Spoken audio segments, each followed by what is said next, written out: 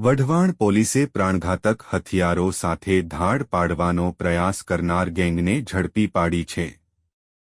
આ ઘટના રત્નપર Rajkot bypass road પર દેવ પાર્ટી પ્લોટ પાસે ઘટના બની હતી।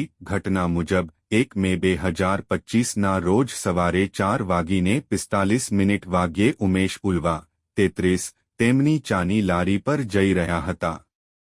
આ દરમિયાન આરોપીઓએ તેમને રોકીને હુમલો કર્યો હતો। આરોપીઓ પાસે લોખંડનો પાઇપ, છરી અને પથ્થરો હતા। આરોપીઓએ ફરિયાદીને પકડી રાખી પૈસા કઢાવવાનો પ્રયાસ કર્યો હતો। એક આરોપીએ લોખંડનો પાઇપ ફરિયાદીના ખભા પર મૂકી ધમકી આપી હતી।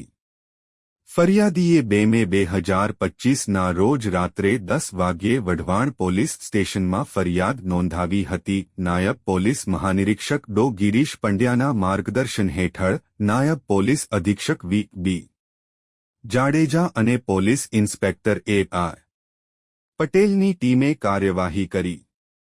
પોલીસે સર્વેલન્સ, ટેકનિકલ સોર્સ અને સીસીટીવી ફૂટેજના આધારે આરોપીઓને પકડી પાડ્યા છે। આ કાર્યવાહી જિલ્લામાં થતી ઘરફોડ, ચોરી અને લૂંટફાટના બનાવો અટકાવવાના વિશેષ અભિયાનનો ભાગ છે।